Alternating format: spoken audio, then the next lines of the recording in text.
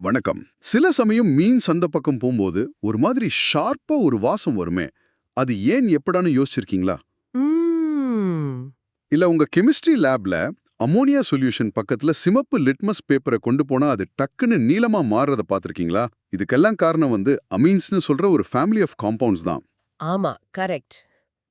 இன்னைக்கு நாம யூனிட் 9 அமீன்ஸ்ல இருந்து ஒரு மிக முக்கியமான தலைப்பான ஸ்ட்ரக்சர் ஆஃப் அமீன்ஸ பத்தி ரொம்ப ஆழமா பார்க்க போறோம். சூப்பர். இந்த ஒரு விஷயத்தை சரியா புரிஞ்சுகிட்டாலே போதும், அமீன்ஸ் சம்பந்தப்பட்ட பாதி கெமிஸ்ட்ரி உங்க கைக்குள்ள வந்த மாதிரி தான். அப்படியா?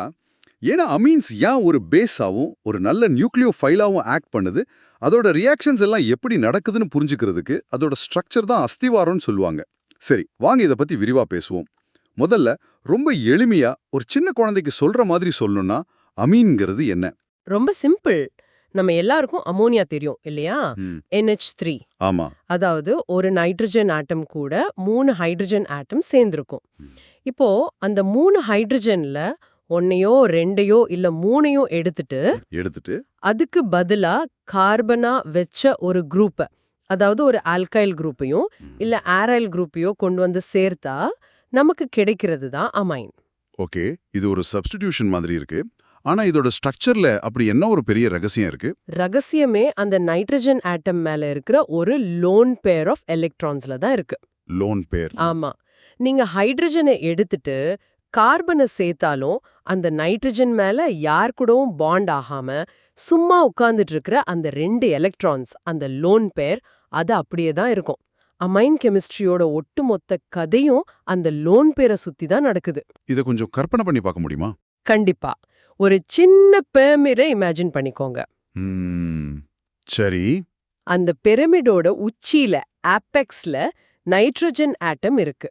அதோட பேஸ்ல 3 முனைகள்ல 3 பாண்ட்ஸ் இருக்கு. அது ஹைட்ரஜன் கூட இருக்கலாம், இல்ல கார்பன் கூட இருக்கலாம். ஓகே. ஆனா அந்த உச்சியில இருக்கிற நைட்ரஜன் மேல வானத்தை பார்த்த மாதிரி ஒரு சின்ன ஆண்டனா மாதிரி அந்த லோன் பேர் ஆஃப் எலக்ட்ரான்ஸ் இருக்கு. அதுதான் வெளியே இருந்து வர்ற சிக்னல்ஸ, அதாவது கெமிக்கல் ரியாக்ஷன்ஸ பிடிக்கிறதுக்கு தயாரா இருக்கு. இன்ட்ரெஸ்டிங். அப்போ அதோட வடிவம், ஜாமெட்ரி தட்டையா இல்லாம ஒரு பிரமிட் மாதிரி இருக்குன்னு சொல்றீங்க. அதுக்கு காரணம் என்ன? உண்மையிலே இங்க என்ன நடக்குதுன்னா, அந்த நைட்ரஜன் ஆட்டம் sp3 ஹைபிரிடைஸ்ட் ஸ்டேட்ல இருக்கு. sp3யா? ஓகே. அப்போ அது ஒரு டெட்ராஹெட்ரல் ஜாமெட்ரி அடாப்ட் பண்ணுமே. எக்ஸாக்ட்லி. நீங்க VACPR தியரியில படிச்சிருப்பீங்க. 4 எலக்ட்ரான் பேர்ஸ் இருந்தா அது டெட்ராஹெட்ரல் ஜாமெட்ரி தான். இங்க 3 பாண்டிங் பேர்ஸும் ஒரு லோன் பேரும் இருக்கு. சரி. இந்த லோன் பேர் பாண்டிங் பேர்ஸை விட கொஞ்சம் ஜியாதா இடத்தை எடுத்துக்கிறதால அது மத்த பாண்ட்ஸ கொஞ்சம் கீழே தள்ளுது. இதனால தான் அதுக்கு ஒரு தட்டையான ஸ்ட்ரக்சர் வராம ஒரு பிரமிடல் ஜாமெட்ரி வருது. சோ பரீட்சையில கேட்டா நாம எழுத வேண்டிய ஆங்கர் டெஃபினிஷன் என்னவா இருக்கும்? நீங்க இத அப்படியே எழுதலாம். Amines are organic compounds derived from ammonia in which one or more hydrogen atoms are replaced by alkyl or aryl groups, with the nitrogen atom retaining its lone pair of electrons in an sp3 hybridized orbital, resulting in a pyramidal geometry. இதுல மாணவர்கள் பொதுவா செய்யற தப்பு என்ன? ஒரு பொதுவான தப்பு என்னன்னா, அந்த லோன் பேரையும் ஒரு பாண்டுன்னு நினைச்சுக்கிறது. ஓ, ஞாபகம் வச்சுக்கோங்க, the lone pair is not bonded to anything. அது பாண்ட் ஆகிறதுக்கு தயாரா இருக்கிற எலக்ட்ரான்ஸ். அது ஒரு காலி வீடு மாதிரி, யார் வேணா வந்து தங்கலாம். அதாவது அதாவது ஒரு புரோட்டானோ இல்ல ஒரு எலக்ட்ரோஃபைலோ வந்தா அந்த லோன் பேர் உடனே அதோட ஒரு பாண்டோ உருவாக்கிடும். இதுதான் அதோட பேசிசிட்டிக்கும் நியூக்ளியோஃபிலிசிட்டிக்கும் காரணம்.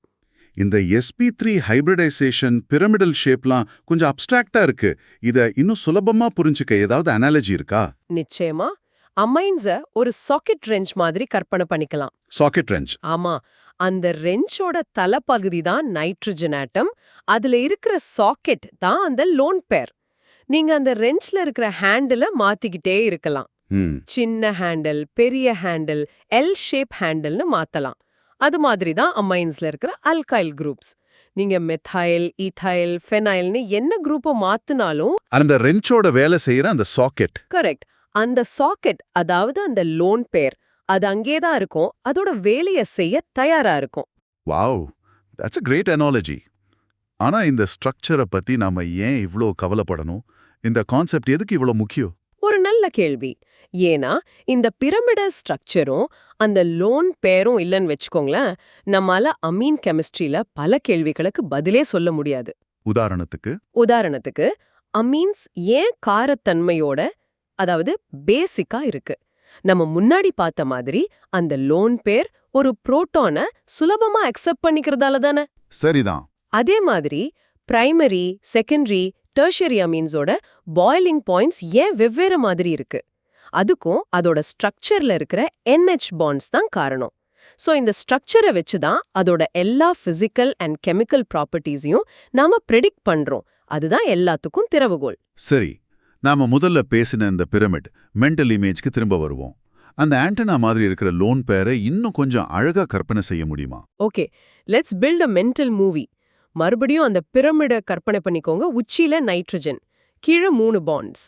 ம் இப்போ அந்த உச்சியில இருக்கிற நைட்ரஜன் மேல ஒரு சின்ன ஆரஞ்சு இல்லனா சிவப்பு நிறத்துல ஒரு எலக்ட்ரான் கிளவுட் மிதக்கிற மாதிரி இமேஜின் பண்ணுங்க. ஓகே, ஒரு டென்ஸ் கிளவுட் மாதிரி. எக்ஸாக்ட்லி. மத்த பாண்டிங் எலக்ட்ரான் கிளவுட்ஸை விட இந்த கிளவுட் ரொம்ப அடர்த்தியா, டென்ஸா ஒரே இடத்துல குவிஞ்சிருக்கு. ஏன்னா அது 2 ஆட்டம்க்கு நடுவுல ஷேர் ஆகல, அது நைட்ரஜனுக்கு மட்டுமே சொந்தம். சரி. ஒரு ரியாக்ஷனுக்கு ஒரு புரோட்டான் இல்லனா ஒரு பாசிட்டிவ் சார்ஜ் கிட்ட வரும்போது இந்த அடர்த்தியான நெகட்டிவ் கிளவுட் தான் ஒரு மேக்னெட் மாதிரி அதை வேகமா இழுக்குது. அந்த பிரமிடல் ஷேப் காரணமா இந்த எலக்ட்ரான் கிளவுட் வெளியே நல்லா எக்ஸ்போஸ் ஆயிருக்கு. அதனால ரியாக்ஷன் ரொம்ப சுலபமா நடக்குது. சூப்பர். இந்த தியரி எல்லாம் கேட்க நல்லா இருக்கு. ஆனா இது நாம அன்றாட வாழ்க்கையிலயோ இல்ல லேப்லயோ எங்க பார்க்கலாம்? ரொம்ப சுலபமான உதாரணம் நீங்க லேப்ல செய்யற லிட்மஸ் டெஸ்ட் தான். ஒரு அமைன் சொல்யூஷன்ல சிவப்பு லிட்மஸ் பேப்பரை வச்சா அது நீலமா மாறும். ஆமா, அதோட பேசிக் நேச்சரை காட்டுது. அது ஏன் நடக்குது? நாம இவ்ளோ நேரம் பேசின அதே கதை தான். அமைன்ல இருக்கிற நைட்ரஜன் மேல இருக்கிற அந்த லோன் பேர் தண்ணியில இருக்கிற H+ அயான்ஸ், அதாவது புரோட்டான்ஸை எடுத்துக்குது. ஓஹோ. இதனால தண்ணியில OH- அயான்ஸோட கான்சென்ட்ரேஷன் அதிகமாகுது. அதனால சொல்யூஷன் பேசிக்காகி லிட்மஸ் பேப்பர் நீலமா மாறுது. பாத்தீங்களா? A simple molecular structure determines an observable property. டெக்னாலஜில இதோட அப்ளிகேஷன் எங்கேயாவது இருக்கா? ஒரு முக்கியமான அப்ளிகேஷன் இருக்கு, வாட்டர் ட்ரீட்மெண்ட்ல. வாட்டர் ட்ரீட்மெண்டா? ஆமா, நாம பயன்படுத்துற அயான் எக்ஸ்சேஞ்ச் ரெசின்ஸ்ல, குறிப்பா ஆனயான் எக்ஸ்சேஞ்ச் ரெசின்ஸ்ல அமைன் குரூப்ஸ் இருக்கும். தண்ணியில கலந்து வர்ற சல்ஃபேட், நைட்ரேட் மாதிரி நெகட்டிவ்லி சார்ஜ்ட் பொல்யூட்டன்ஸ ம் இந்த ரெசின் இருக்குல அமீனோட புரோட்டோனேட்டட் ஃபார்ம், அதாவது R3NH+, ஒரு மேக்னெட் மாதிரி புடிச்சு இழுத்துக்கும். இதனால தண்ணி சுத்தமாகும். இங்கேயும் அந்த நைட்ரஜனோட ability to use its lone pair to form a bond தான் மூல காரணம். ஓகே, எல்லா ஆமீன்ஸ்லயும் நைட்ரஜனும் லோன் பேரும் இருக்கு. அப்போ எல்லா ஆமீன்ஸும் ஒரே மாதிரி தானே ரியாக்டிவா இருக்கணும்?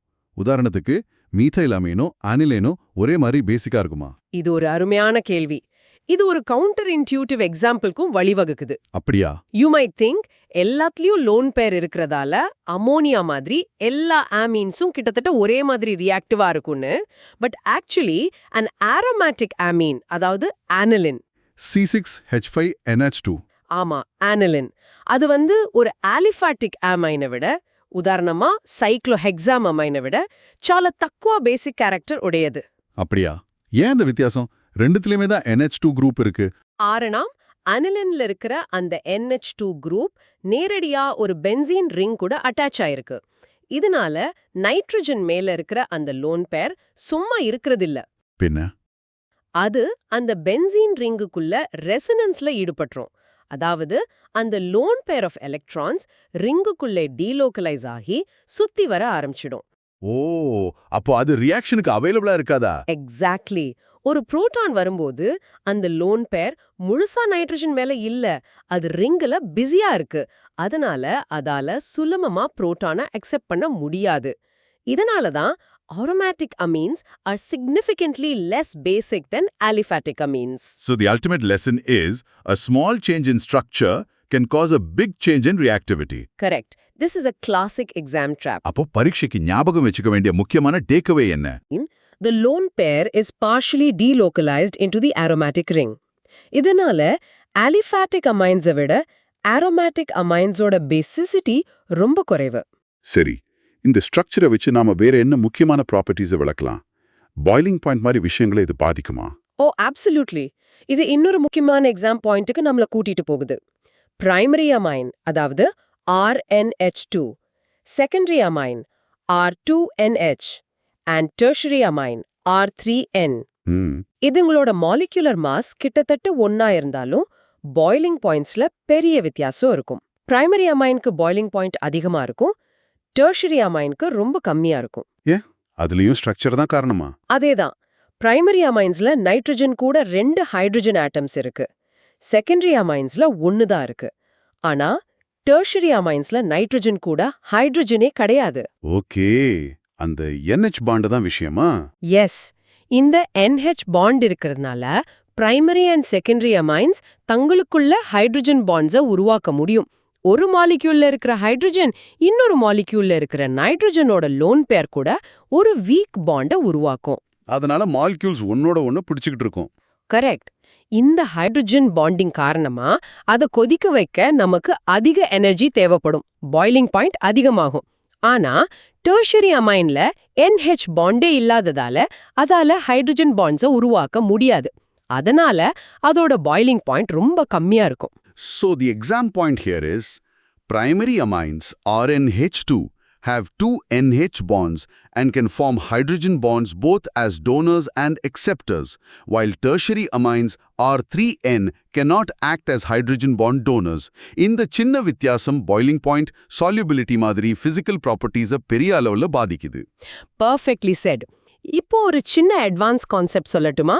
இந்த பிரமிடல் ஸ்ட்ரக்சர் சம்பந்தப்பட்டது. சொல்லுங்க, கேட்கவே ஆர்வமா இருக்கு. இந்த பிரமிடல் ஸ்ட்ரக்சர் ஒரு ரிஜிட் ஸ்ட்ரக்சர் கிடையாது. அது ஒரு கொடை காத்துல உள்கா திரும்புற மாதிரி ரொம்ப வேகமா ஃபிளிப் ஆயிட்டே இருக்கும். இதுக்கு பேரு நைட்ரஜன் இன்வர்ஷன். Nitrogen inversion. ஆமா, இந்த இன்வர்ஷன் ரொம்ப வேகமா நடக்கிறதால நாம சாதாரணமா கைரல் அமைன்ஸை பிரிக்க முடியாது. இது ஸ்டீரியோ கெமிஸ்ட்ரியில ரொம்ப முக்கியமான ஒரு விளைவு. குறிப்பா நம்ம உடம்புல இருக்கிற என்சைம்ஸ் கைரல் மாலிக்யூல்ஸை ரொம்ப துல்லியமா அடையாளம் காணும். அங்க இந்த மாதிரி ஸ்ட்ரக்சரல் டீடைல்ஸ் ரொம்ப முக்கியத்துவம் வாய்ந்தது. Wow. So a simple pyramid shape has implications all the way to drug design and biochemistry? இதுதான் a real deep dive. சரி, நாம இவ்ளோ நேரம் பேசின விஷயங்களை பரீட்சைக்கு முன்னாடி டக்குன்னு ஞாபகப்படுத்திக்கிற மாதிரி ஒரு சுருக்கமா சொல்ல முடியுமா? கண்டிப்பா. So what does this all mean? இன்னைக்கு நாம கத்துக்கிட்டத சுருக்கமா பார்க்கலாம். சொல்லுங்க. 1, அமைனுங்கிறது அமோனியாவுல வர்ற ஒரு டெரிவேட்டிவ். அதோட கெமிஸ்ட்ரியோட சோல் அந்த நைட்ரஜன் மேல இருக்கிற லோன் பேர் ஆஃப் எலக்ட்ரான்ஸ் தான். 2. ரெண்டாவது, அமைனோட ஸ்ட்ரக்சர் ஃபிளாட்டா இல்லாம sp3 ஹைபிரிடைசேஷன் காரணமா ஒரு பிரமிடல் ஜாமெட்ரியில இருக்கு. இதனால அந்த லோன் பேர் ரியாக்ஷனுக்கு நல்லா எக்ஸ்போஸ் ஆகுது. 3வது, நம்ம சாக்கெட் ரெஞ்ச் அனாலஜி. ஆமா, நம்ம சாக்கெட் ரெஞ்ச் அனாலஜி ஞாபகம் இருக்கா? நீங்க என்ன குரூப்பை மாத்தினாலும் அதோட ரியாக்டிவ் சென்டரான அந்த லோன் பேர் மாறாது. 4வது, லிட்மஸ் டெஸ்ட்ல இருந்து வாட்டர் ட்ரீட்மெண்ட் வரைக்கும். ஆமா, அமைனோட பேசிக் நேச்சருக்கு காரணம் அந்த லோன் பேர் தான். கடைசியா பரீட்சைக்கு ரொம்ப முக்கியமா நீங்க ஞாபகம் வச்சுக்க வேண்டியது 2 விஷயம். என்னது? 1, aromatic amines are less basic than aliphatic amines due to resonance.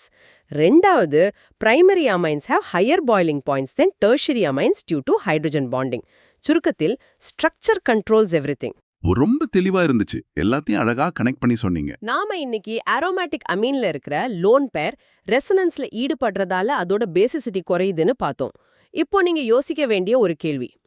ஒருவேளை அந்த நைட்ரஜனுக்கு பக்கத்துல ஆர்த்தோ பொசிஷன்ஸ்ல ரொம்ப பெரிய பல்கி குரூப்ஸை வச்சு அந்த லோன் பேரை ரிங்குக்குள்ள போக விடாம, அதாவது ரெசனன்ஸை நாம தடுத்தா என்ன ஆகும்? அப்போ அந்த அமீனோட பேசிக் நேச்சர் அதிகமாகுமா இல்ல குறையுமா? இத பத்தி யோசிச்சு பாருங்க. அடுத்த முறை சந்திக்கும் வரை தொடர்ந்து கற்றுக்கொள்ளுங்கள்.